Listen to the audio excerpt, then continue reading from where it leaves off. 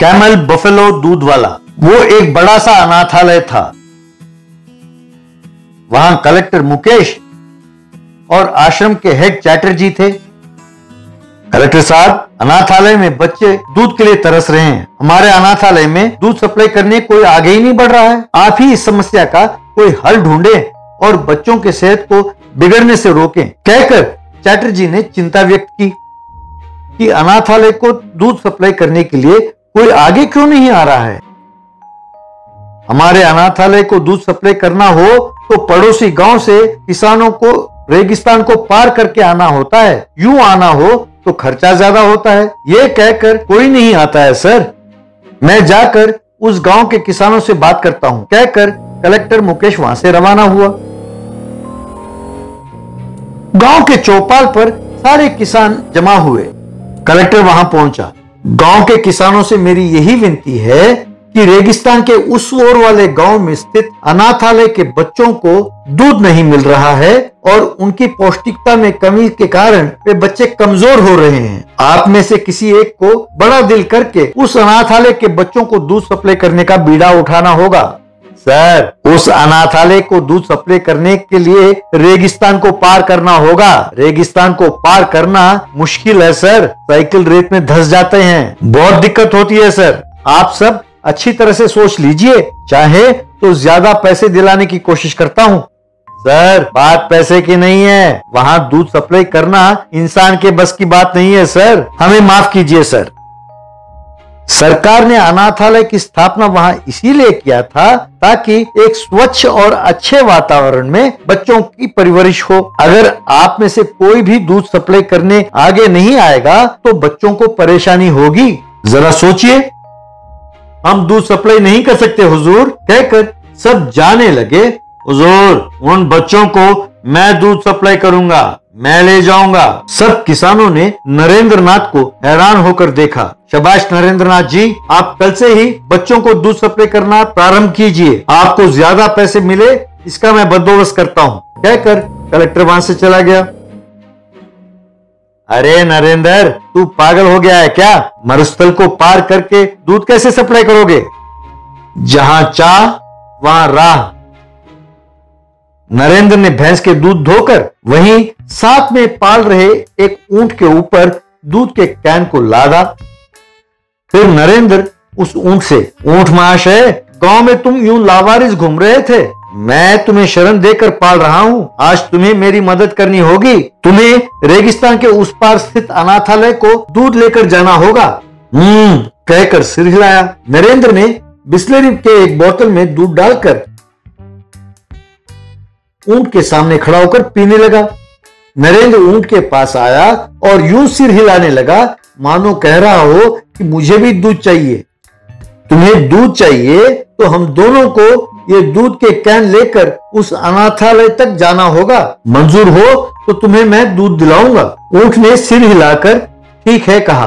ऊंट के मुंह में भी एक दूध का बोतल रखा। ऊंट ने गट गट वो दूध पी लिया और मुंह को चाटा। फिर ऊंट के दोनों ओर दूध के कैन लटक रहे थे। नरेंद्र ऊंट के पीठ पर बैठा था और ऊंट रेगिस्तान में चला जा रहा था।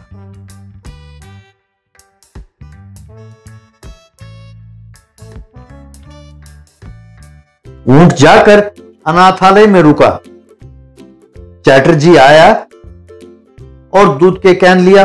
कोई दूध डालने आगे ही नहीं आया, पर आप आए, धन्यवाद नरेंद्र जी। कहकर नरेंद्र की प्रशंसा की और उसे प्रणाम किया।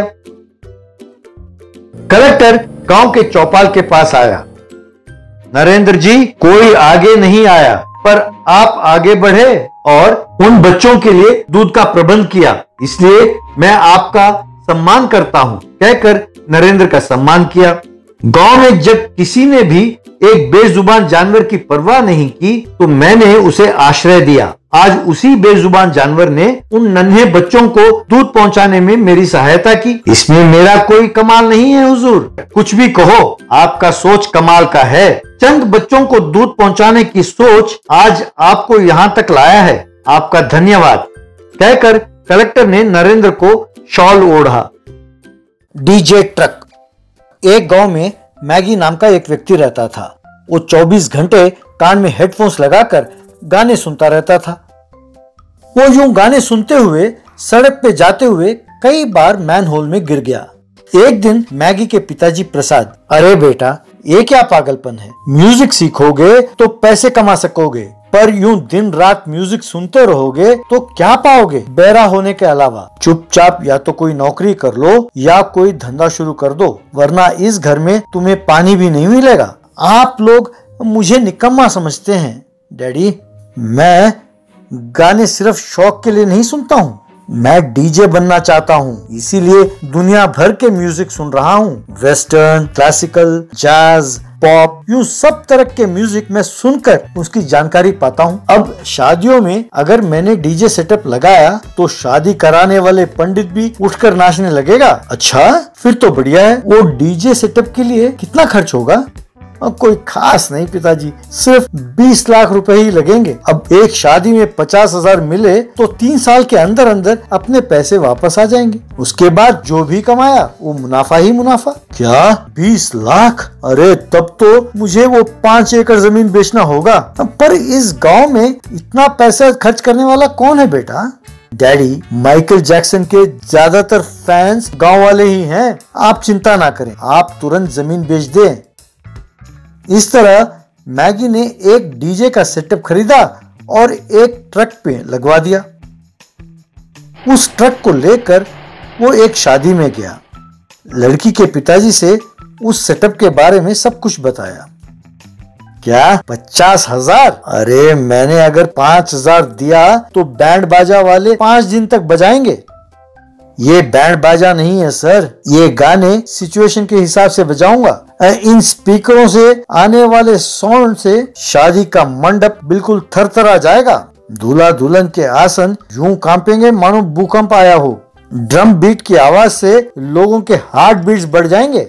अब तुम्हें 50,000 देकर मैं भूकंप कराऊं और लोगों के हार्ट बीट्स बढ़ाऊं?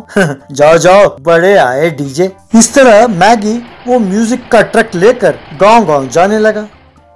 कोई भी इतना पैसा खर्च करने के लिए तैयार नहीं था। इस तरह 6 महीने बीत गए। एक दिन प्रसाद, अरे कमजर्फ, 20 लाख खर्च करके ये फालतू के स्पीकर्स खरीदा, अब तक एक ऑर्डर भी नहीं आया, मेरे मेहनत से खरीदे हुए जमीन को भी निकल गया। ये गांव वाले म्यूजिक का वैल्यू समझ नहीं पा रहे हैं डैडी, मैं क्या करूं? ऐसा कह ही रहा था कि एक किसान वहां आया। बेटा, बैंड बाजा वाले ब्रिगेश गुप्ता तुम ही हो ना? ब्रिगेश गुप्ता नहीं, मैगी। बैंड बाजा नहीं, डीजे। ओ डीजे हो या सीजे, सुना है कि तुम्हारे पास बहुत आवाज करने वाले स्पीकर हैं। मेरे खेत में हर रोज हाथी आकर फसल को नाश करते रहते हैं। मैं सोचता हूँ कि यदि तुम अपने इस बैंड वाले सेट को लेकर वहाँ पे आ जाओ और बजाओ तो वे भाग जाएंगे। मैं तुम्हें घंटे के 2,000 रुपए दूंगा, तुम आओगे ना बेटे? क्यों भाई, तुम्हें क्या लगता है कि मैं खेत में हाथी भगाने वाला हूँ? यदि मैंने डीजे का मिक्स करके बजाया तो यहाँ से तुम दूर जाके गिरोगे। Get out from here. Prasad ने उसके सिर पर एक जोर से मारा। अरे मूर्ख, हाथ आए मौके को हाथ से क्यों जाने दे रहे हो? ये फिजूल की अकड़ को छोड़ो और जाकर उन हाथियों को भगाओ। मैगी लाचार होकर मान गया।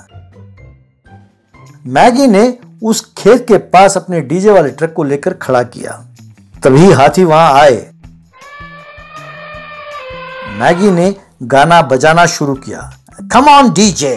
सर की जो सर से वो धीरे धीरे, पागल हुआ मैं धीरे धीरे। सर की जो सर से वो धीरे धीरे, पागल हुआ मैं धीरे धीरे। तेरी चुनरिया दिल ले गई, तेरी ये बिंदिया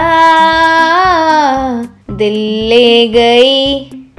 हाथी सूंड उठाकर जोर से चिंघाड़ने लगे। अरे कोई नया गाना बजाओ भाई। ना ना ना ना ना ना ना ना ना ना ना ना ना ना ना ना। साडा हक एथे रख, साडा हक एथे रख। ना ना ना ना ना ना ना। Now change the beat. कुक कुक कुक कुक कुक कुक कुक। चोली के पीछे क्या है, चोली के पीछे, चुनरी के नीचे क्या है, चुनरी के नीचे। चोली में दिल है मेरा, चुनरी में दिल है मेरा, ये दिल मैं दूंगी मेरे यार को, यार को। कुक कुक कुक कुक कुक कुक कुक। इश्क इश्क ये करना यारा, इश्क इश्क में जीना यारा, इश्क इश्क ना हो दोबारा। इश्क इश्क ये करना यारा, इश्क इश्क में जीना यारा, इश्क इश्क ना हो दोबारा। धूम मचा ले, धूम मचा ले, धूम मचा ले, धूम मचा ले, धूम धूम धूम धूम धूम मचा ले, धूम मचा ले, धूम मचा ले। इश्क इश्क ये करना यारा, इश्क इश्क में जीना यारा, इश्क इश्क ना हो दोबारा। इश्क इश्क ये करना यारा, इश्क इश्क में जीना यारा, इश्क इश्क ना हो दोबारा। धूम मचा ले, धूम मचा ले, धूम मचा ले, धूम मचा ले, धूम धूम धूम धूम धूम मचा ले। यूं बजाने लगा तो हाथी वहां से भाग गए। ये देखकर बाकी सारे किसान हैरान हो गए। ये खबर अगले दिन अखबार में आई। डीजे के मार से हाथी फरार, किसान का ढाल, डीजे का कमाल, यूं सुर्खियां आई। बस फिर क्या था, आसपास के गांव के किसानों ने उसे हाथी भगाने के लिए बुक कर लिया। इस तरह मैगी बहुत बिजी हो गया, पैसे भी खूब कमाया। उस जिले के कलेक्टर ने मैगी को सम्मानित किया। ये हाथी ना ढोल की आवाज से ना ही गोलियों की आवाज से कभी हिले या डरे, पर तुम्हारे रीमिक्स गाने सुनाए तो वो कंफ्यूज होकर भाग गए। मैं उम्मीद करता हूँ कि तुम यूं ही दृढ़ संकल्प के साथ हाथी को भगाते रहोगे। तुम्हें best outdoor music director award से भी सम्मानित करता हूँ। मैगी और प्रसाद बहुत खुश हुए।